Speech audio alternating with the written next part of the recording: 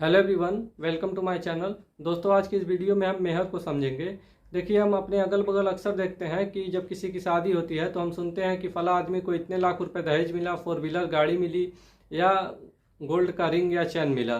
तो दहेज में क्या होता है कि लड़की वालों के घर की तरफ से लड़के को दिया जाता है, लेकिन जो मेहर होती है वो उसका उल्टा है। मुस्लिम विधि में जब विवाह होता है तो जो लड़का होता है मुस्लिम विधि में, जो मुस्लिम पति होता है, वह अपनी पत्नी को विवाह के समय एक सर्टेन अमाउंट या कोई प्रॉपर्टी या गोल्ड या सिल्वर देता है। तो उसे हम क्या कहते हैं? मेहर कहते हैं। बस दहेज और मेहर में फ़र्क बस इतना ही होता है कि दहेज जो होता है वह इलीगल होता है, लेकिन मेहर जो होती है वह लीगल होती है।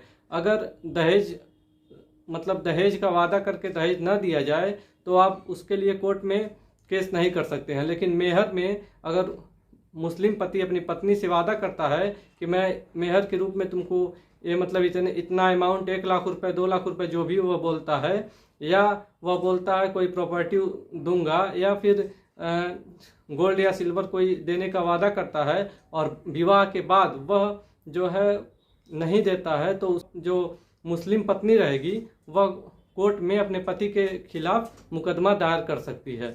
मुस्लिम विधि में इस्लाम के पूर्व की स्थिति जो थी वह मेहर की कुछ इस तरीके से थी कि मुस्लिम विधि में जब विवाह होता था तो मुस्लिम पति जो है वह लड़की के पिता को मेहर देता था। एक विधि शास्त्री है विल्सन। विल्सन के अनुसार मेहर मतलब विल्सन जो है वह मेहर की परिभाषा कुछ इस तरीके से देते हैं कि मेहर पत्नी द्वारा शरीर के समर्पण का प्रतिकर है। उसके बाद आते हैं दूसरे विधि शास्त्री मुल्ला।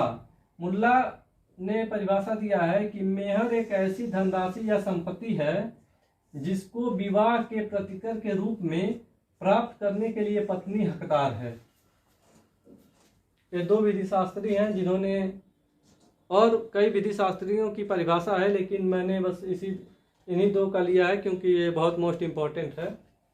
अब देखिए, मेहर की विषय वस्तु क्या होगी। मेहर की विषय वस्तु एक सर्टेन अमाउंट होनी चाहिए।